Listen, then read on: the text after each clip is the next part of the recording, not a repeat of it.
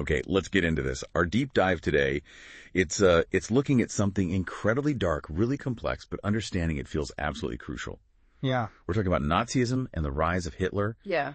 And to really feel the weight of it, our source material kicks off with this story that, honestly, it just chills you. A really personal way into this huge topic. It really does. It's the spring of 1945, right? The war is basically over for Germany. It's lost. And this 11-year-old boy, Helmuth, he's overhearing his parents talking. His father, a well-respected doctor and a Nazi supporter, he's arguing they should kill themselves. Maybe the whole family. Just pure terror of what the Allies might do in revenge. And the source actually gives us his words, his father's words. Now, the Allies will do to us, he said, what we did to the crippled and Jews. It's horrifying. That one sentence just lays bare the awareness, doesn't it? The knowledge of the atrocities that had happened. So, the next day, the father takes Helmuth out to the woods, sort of a last happy moment, singing songs. And then he goes to his office and kills himself. Helmuth actually saw his father's bloody uniform being burned later. God, the trauma. The source says Helmuth was so deeply affected by all this, what he heard, what he saw, that for 9 years afterwards, he wouldn't eat at home. He was terrified his own mother might poison him. It's a stark reminder, isn't it? This isn't just abstract history. It's about real human fear, unimaginable consequences. Absolutely. And that's what this deep dive is about for you listening. Yeah. It's trying to understand how a whole society got to a point where, a respected professional felt that kind of fear, that kind of guilt. Exactly. And our source material helps us do that. It pushes us beyond thinking about isolated events and helps us see Nazism as, and this is a quote, a system, a structure of ideas about the world and politics. Right. So we've got excerpts here looking at the time after World War I, the shaky Weimar Republic, how Hitler actually rose to power, the core Nazi ideas, the persecution, the war. Our mission here is to use these sources to help you get a quick grasp on the main factors, what it actually looked like, and, well, the terrible reasons behind that fear Helmuth's father felt. Right. So where do we start? Germany after World War I. Yeah, let's start there. Before the First World War, Germany was, a major power, a powerful empire. It fought with Austria-Hungary against the Allies, Britain, France, Russia. The U.S. joined later on. And everyone thought it would be quick. That was the expectation. But it wasn't. The war just dragged on year after year, draining everyone, and Germany was eventually defeated. November 1918. The U.S. entry in 1917 was a big factor there. And defeat meant huge changes, right? Instantly. Massive. The emperor, the Kaiser, abdicated. Gone. And in its place, the Weimar Republic was born. Our sources describe it as, Germany's first real attempt at democracy, a proper constitution, federal system, universal voting to the parliament, the Reichstag. But it wasn't exactly born under a lucky star. The Treaty of Versailles, June 1919, the source calls it harsh and humiliating. And the details really show why. Germany lost all its overseas colonies. It lost 1/10 of its population, 13% of its European territory. Wow. Yeah, and economically. 75% of its iron, 26% of its coal vital resources handed over to France, Poland, others. The army was slashed, deliberately weakened. And the war guilt clause.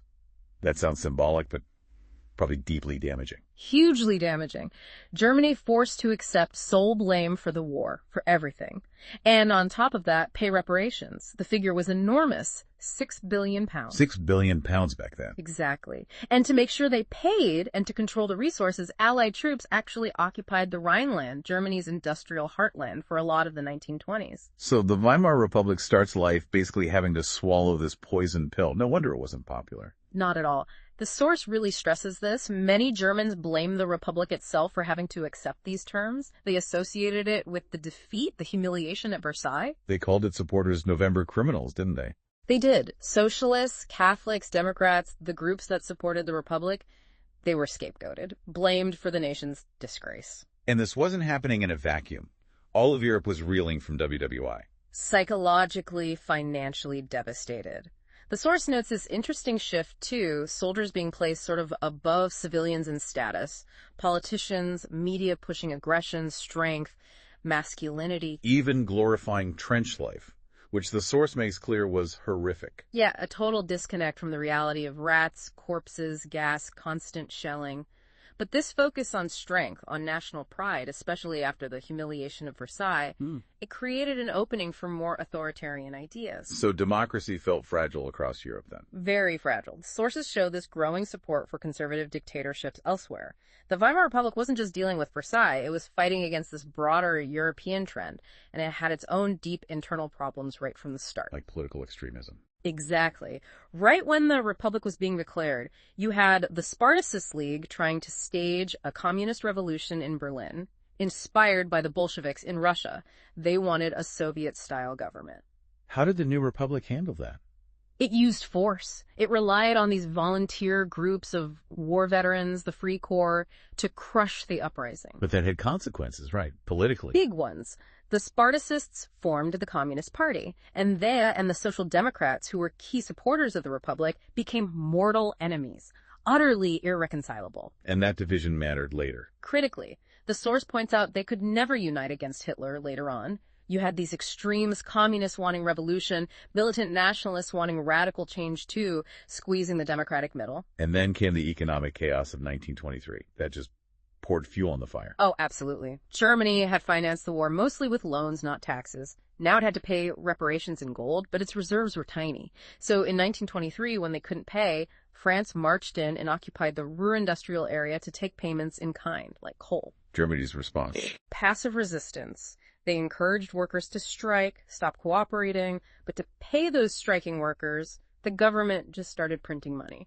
Recklessly. And that led to the famous hyperinflation.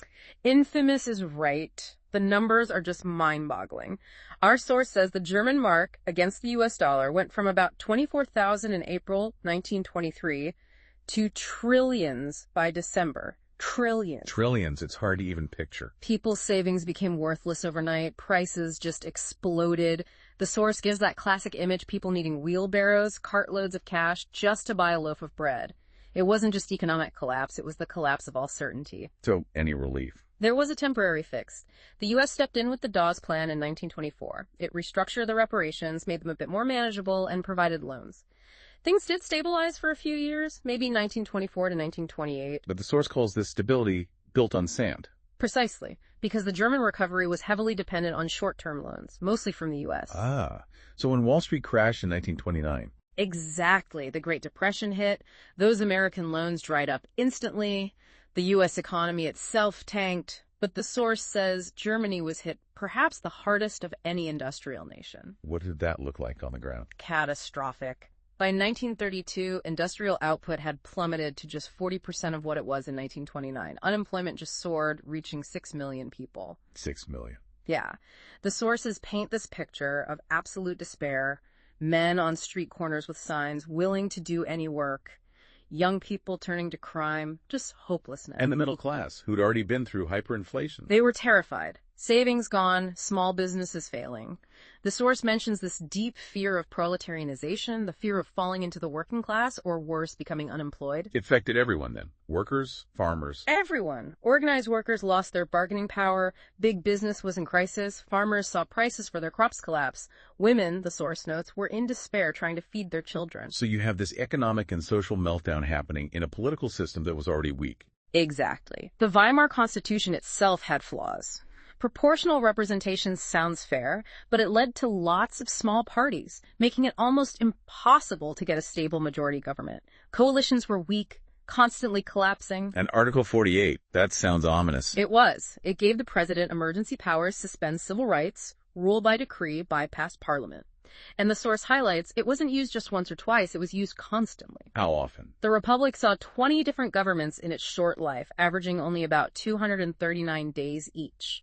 Article 48 was invoked frequently. It sort of normalized the idea that you could just ignore democratic procedures in a crisis. So it all comes together. Economic disaster, political paralysis, deep social fear and anger. The source literally calls this combination the background to Hitler's rise to power. It created the perfect storm. Right. Let's talk about Hitler then. The sources give us his basic story. Born in Austria, 1889, poverty in his youth, fought in World War I, messenger, corporal, got some medals for bravery. Apparently, the German defeat horrified him, and he was absolutely furious about the Versailles Treaty. And he got into politics pretty quickly after the war. Yeah, joined a tiny outfit in Munich in 1919, the German Workers' Party. He was a powerful speaker, quickly took it over, and renamed it the National Socialist German Workers' Party, NSDAP, the Nazi Party. He tried to seize power early on, didn't he, in 1923? The beer hall putsch in Munich, it failed miserably. He went to prison for a bit, wrote Mein Kampf.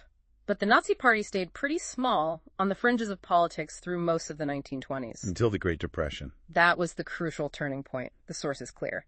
After 1929, the economic collapse, the unemployment, the fear that gave the Nazis their opening, they went from a marginal group to a mass movement. And they knew how to use propaganda. Oh, absolutely. In that climate of distress, their message promising a better future really resonated. The source shows the electoral results went from just 2.6% of the vote in 1928 to 37% in July 1932. Became the largest party in the Reichstag. It was a staggering rise. And Hitler himself, as a speaker, the source says he was captivating. His passion and his words moved people. That's how the source puts it. He tapped right into that national sense of injury, the anger, the despair. What was he promising? Everything people wanted to hear: build a strong nation again, rip up Versailles, restore German dignity, jobs for everyone, a future for the youth, weed out all these foreign influences, resist these supposed international conspiracies against Germany. And it wasn't just words, was it? He introduced a different style of politics. He really understood the power of rituals and spectacle, as the source says. These huge rallies, the public meetings, they weren't just about speeches. They were about demonstrating power, unity. Visuals were key. Definitely. Yeah. The swastika banners, the red backgrounds, the Nazi salute, the choreographed applause, it was all designed to create the sense of overwhelming momentum, belonging, and power. Projecting Hitler as a kind of savior. A messiah. A savior. That's the phrasing used. For people who felt their pride was shattered, who were living through crisis after crisis, this image of a strong, decisive leader offering salvation was incredibly potent. Which led to him becoming chancellor. January 30th, 1933. President Hindenburg, pushed by conservative politicians who thought they could control Hitler, appointed him chancellor. A fatal miscalculation. And once in power, he moved fast. Immediately. The source says he set out to dismantle the structures of democratic rule.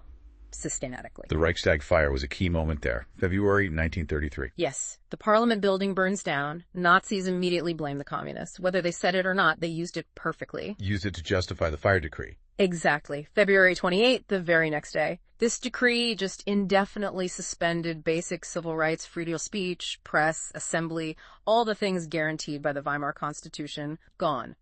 Yeah. It essentially legalized state terror. And the first targets. The source confirms his political rivals, mainly the communists, rounded up, thrown into the first concentration camps. The source gives a specific example from Dusseldorf, 1440 communists arrested early on, but it stresses they were just one of 52 different groups targeted by the regime. Then came the Enabling Act in March. March 3rd, 1933. This was the final nail in the coffin for democracy. It basically gave Hitler dictatorial powers. He could make laws without the Reichstag's approval for 4 years. Parliament was sidelined. Dictatorship established. And all other parties banned. All political parties, all trade unions banned, except the Nazi Party and its affiliated groups. The state took complete control. Over everything. Economy, media. Army, courts. Total control. And to enforce it, they built this apparatus of terror. The Gestapo secret state police. The SS, initially Hitler's bodyguard, but became a massive organization. The regular criminal police, the security service, SD. And these forces had extra constitutional powers. What does that mean? It means they operated above the law. They could arrest anyone, detain them indefinitely, torture them, send them to camps, deport them, kill them, without any legal procedures. Yeah. The source says this is what gave the Nazi state its reputation as the most dreaded criminal state, police ruling with impunity. The rule of law was just destroyed. So beneath this structure of terror, what was the core belief system? The Nazi worldview. It wasn't complicated, but it was absolute. No equality. Instead, a rigid racial hierarchy. At the very top, the Nordic German Aryans, supposedly pure, the master race. And at the bottom, the Jews. They were seen as the lowest rung and anti-race, the absolute arch-enemies of the Aryans. Everyone else was ranked somewhere in between based on external features, their perceived racial value. Where did these ideas come from? The source says they borrowed and twisted ideas from thinkers like Darwin and Herbert Spencer. Concepts like evolution, natural selection, survival of the fittest. But misused them. Completely misused by racist thinkers and then by the Nazis. Their argument was simple. The strongest race survives, the weak perish. Aryans are the finest, so they must stay pure, become stronger, and dominate the world. Which connects to that idea of Lebensraum. Living space. Yes. A key geopolitical idea. Germany, they argued, needed more territory for its pure German population to settle, expand eastward, push others out, enhance the mother country's resources and power. Poland, the source grimly notes, became the laboratory for this expansion. So once they had power, the goal was this exclusive racial community. Of pure Germans only, and that meant physically eliminating anyone considered undesirable, not just excluding them, eliminating them. And desirable meant only. Only pure and healthy Nordic Aryans. But undesirable wasn't just other nationalities. It included Germans. Shockingly, yes. Any German seen as impure or abnormal, anyone deemed unfit, they were considered to have no right to exist. This led directly to the so-called euthanasia program, Which targeted mentally and physically disabled Germans. Thousands were murdered by the state. This connects right back to Helmuth's father's words, doesn't it? What we did to the crippled. It was state-sanctioned killing of its own citizens based on this horrific ideology of racial fitness. Who else fell into the undesirable category? Gypsies, black people. They were seen as racial inferiors, a threat to Aryan purity. Slavs, like Russians and Poles, were considered subhuman, Untermenschen. How were they treated in occupied areas? Denied basic humanity, forced into slave labor. Many just worked to death or died from starvation and brutal conditions. But the sources are very clear. The Jews were the worst sufferers. Unquestionably. Now, there was a long history of anti-Jewish prejudice in Europe, often linked to Christianity's stereotypes about killing Christ, usury, being forced into ghettos, periodic violence. But Nazi hatred was different. Fundamentally different. It wasn't primarily religious. It was based on these pseudoscientific racial theories. For the Nazis, Jews were a race, an inferior and dangerous one. Conversion to Christianity meant nothing. The only answer, in their view, was total elimination. The source calls it the steps to death. It outlines stages. Yes, a chilling progression. Stage 1, roughly 1933-1939, was exclusion. The message, effectively. You have no right to live among us as citizens. How was that enforced? Through laws like the Nuremberg Laws of 1935, stripped Jews of citizenship, forbade marriage or relationships between Jews and non-Jewish Germans. Jews couldn't even fly the German flag. And other measures, too. Boycotts, violence. Yes. Boycotts of Jewish shops, kicking Jews out of government jobs, confiscating their property, and organized violence like Kristallnacht, the Night of Broken Glass in November 1938, synagogues burned, businesses destroyed, thousands arrested. The source even mentions a photo of a park bench sign, for Aryans only. It was about pushing Jews to the absolute margins of society. Then came stage 2, ghettoization, 1940-1944. Right. The message became harsher. You have no right to live among us, period. Starting in late 1939 and intensifying after 1941, Jews were forced to wear the Yellow Star of David. They were rounded up, forced out of their homes, and crammed into sealed-off districts and cities, especially in occupied Poland, the ghettos like Lodz and Warsaw. And conditions inside were horrific. Deliberately so. The sources describe them as places of unbelievable misery and poverty. Overcrowding, starvation, disease were rampant because they were deprived of food, medicine, sanitation. People had to surrender all their valuables before being forced in. It was concentration and slow death. And the final stage from 1941, annihilation. You have no right to live. Full stop.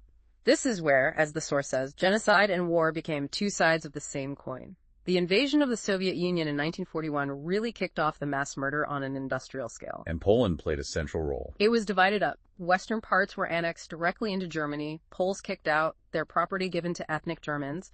The Polish intelligentsia leaders, priests, academics were systematically murdered. And the rest of Poland became the general government, a dumping ground for all undesirables, Poles and Jews from across Europe. And crucially, it became the location for most of the extermination camps, the death factories. The source even mentions the horrific detail about Polish children checked for Aryan looks. If they passed, taken away to be Germanized. If not, often sent to orphanages or left to die. The mass killings. Yeah. How were they carried out? With chilling bureaucratic efficiency. Jews were transported, crammed into goods trains, often for days without food or water, from ghettos all over Europe to these purpose-built death camps in Poland in the east, Belchek, Auschwitz, Sobibor, Treblinka, Chelmno, Majdanek. And killed in gas chambers. Yes. Often disguised, the source notes, as disinfection areas, even with fake shower heads to deceive victims until the last moment. They'd be packed in, and poison gas, usually Zyklon B, was released. Death came within minutes. It was industrialized murder done with scientific precision. The images mention piles of clothes, shoes, hair outside the changers. The camps ringed with electrified wire. They speak volumes. The numbers cited in the source, they're almost impossible to comprehend. 6 million Jews. 6 million. Plus around 200,000 Roma and Sinti, the Gypsies, 1 million Polish civilians, 70,000 disabled Germans killed in the euthanasia program, and countless others, political opponents, Soviet prisoners of war. After the war, the Nuremberg trials happened, but the source suggests the justice was limited. It prosecuted the major war criminals, which was important, but only 11 death sentences were handed down. Given the sheer scale of the crimes, the source argues the punishment was far short of the brutality. It also notes the Allies didn't want to be seen as imposing another overly harsh peace, like Versailles, fearing it might breed resentment again. Beyond the outright killing, how did the Nazi regime control everyday life, especially for young people? Hitler was obsessed with youth. He believed creating a strong Nazi society meant capturing hearts and minds from childhood, controlling children both inside and outside school. So schools were changed. Radically. They were cleansed, Jewish teachers fired, anyone politically unreliable gone. Jewish children were segregated, then expelled altogether. These undesirable children, the source tragically notes, were often among those later sent to the gas chambers. And for the acceptable German children, what was Nazi schooling like? Intense ideological indoctrination, textbooks totally rewritten to fit Nazi ideas, racial science taught as fact to prove Aryan superiority and justify hatred of Jews.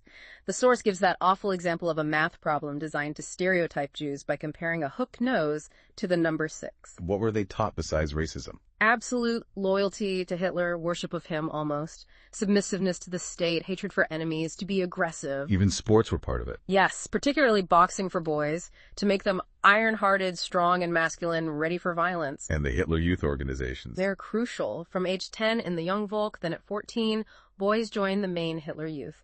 Rigorous physical training, constant Nazi ideology. They had to swear a personal oath to Hitler, pledging their lives to him. Girls, too. There was a parallel organization for girls, the League of German Girls, BDM. Then at 18, labor service, then often into the military or other Nazi organizations. All other youth groups were shut down. There was no escape. And this control extended to gender roles, the Nazi cult of motherhood. Very much so. The sources show a strong rejection of women's equality. Boys were trained for aggression, war. Girls were trained primarily to be good mothers. Good mothers meaning? Meaning rearing pure-blooded Aryan children. Their job was to maintain racial purity, stay away from Jews and other undesirables, run the home, and teach Nazi values to their kids. Hitler's quote is striking. In my state, the mother is the most important citizen. But as the source points out, that importance was entirely conditional. It depended on producing racially desirable children. Women who had children deemed undesirable were punished. And those who had desirable children were rewarded. Yes. Better treatment in shops, hospitals, and these honor crosses: bronze for 4 children, silver for 6, gold for 8 or more. Motherhood became an instrument of the state's racial policy. What happened to women who didn't conform? Aryan women who had contact with, say, Jews or Poles. The punishment was brutal and public.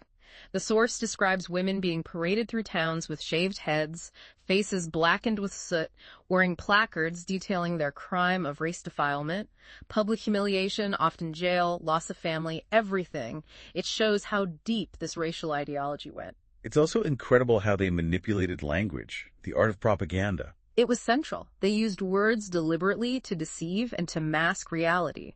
The source lists some of the most chilling examples. Right. Mass murder wasn't called murder. It was special treatment, or the final solution for Jews. Killing the disabled was euthanasia, mercy killing. Selecting people for the gas chambers was selection or disinfection. Deporting people to death camps was evacuation. Even the gas chambers themselves. Called disinfection areas, fitted with those fake shower heads. It's language designed to sanitize mass murder, make it sound bureaucratic, almost clinical. And the media was constantly pushing the ideology. Relentlessly. Posters, films, radio, leaflets, everything. Spread Nazi ideas, stereotyped enemies.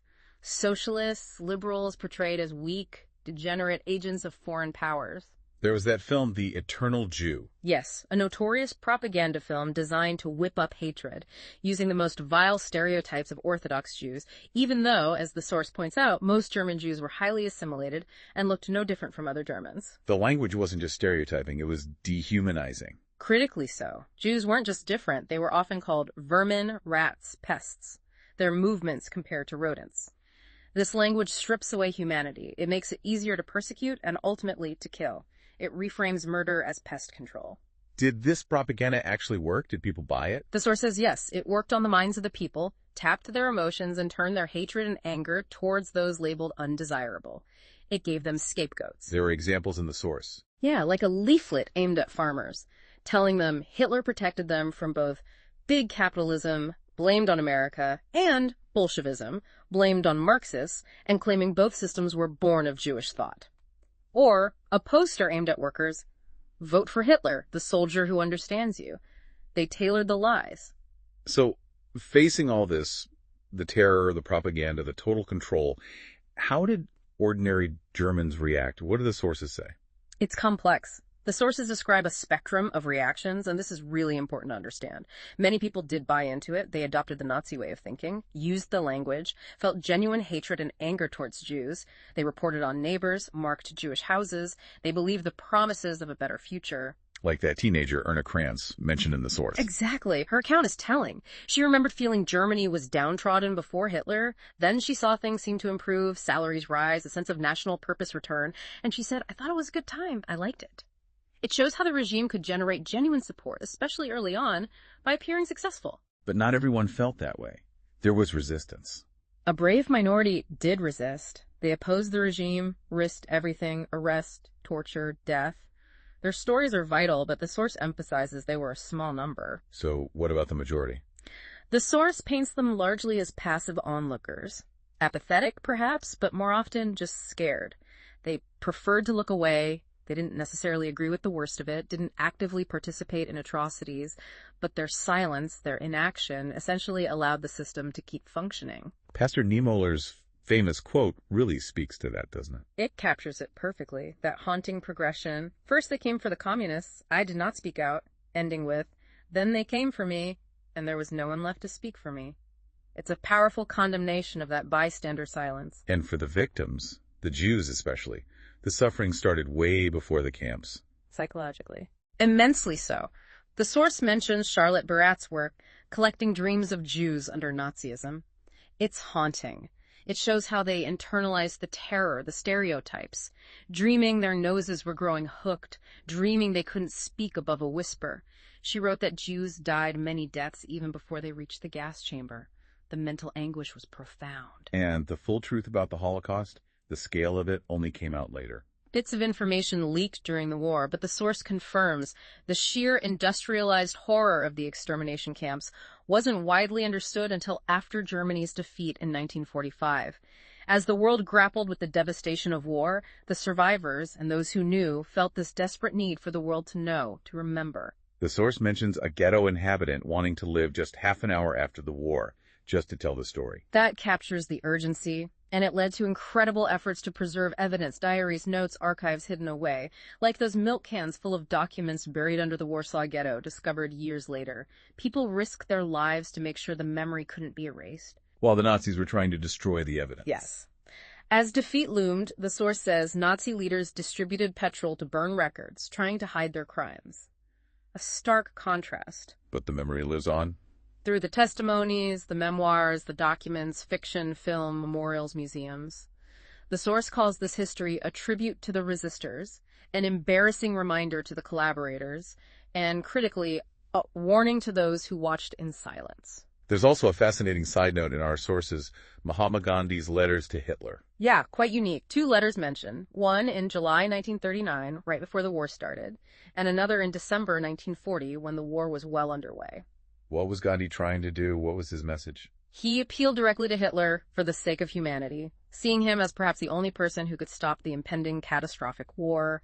He urged Hitler towards nonviolence, his method of resistance without hurting or killing, arguing it was a powerful force. Did he warn Hitler? He warned that Hitler's methods of violence would inevitably be improved upon by others, leading to more destruction. He argued that the cruel deeds were creating a legacy no nation could be proud of. It was a plea, really, in the name of humanity to stop the war. A voice of nonviolence reaching out to the architect of mass violence, tragically completely unheeded. So, reflecting on this whole deep dive, we started with Helmuth, that personal story of fear rooted in the regime's crimes. We've traced how the ground was prepared after World War I, the despair, the anger over Versailles, the economic ruin. Yeah, and how Hitler and the Nazis skillfully exploited all of that, how they used propaganda, spectacle, and then ruthless efficiency to dismantle democracy and build this totalitarian state founded on a truly vicious racist ideology. We've detailed the horrific results of that ideology, the persecution escalating step by step, the euthanasia program against their own citizens, the systematic genocide of Jews, and so many others. And how that system relied not just on terror, but on controlling every aspect of life, education, family, language itself. It wasn't chaos. It was a planned, ideologically driven machinery of persecution and death. The scale, the deliberateness, it's staggering. So, thinking about all this for you, our listener, as we finish up, here's something provocative to maybe chew on based directly on what we've discussed from the sources. We saw that huge range of reactions from ordinary Germans' belief, resistance, but mostly that passive silence, people looking away out of fear or apathy. What does that spectrum tell us about our own responsibilities as individuals when we see extremism rising or human rights being abused today? And secondly, thinking about how incredibly effective Nazi propaganda was, how it twisted emotions, created enemies, what does that teach us about how critical, how absolutely vital it is to question the information we consume in our own world?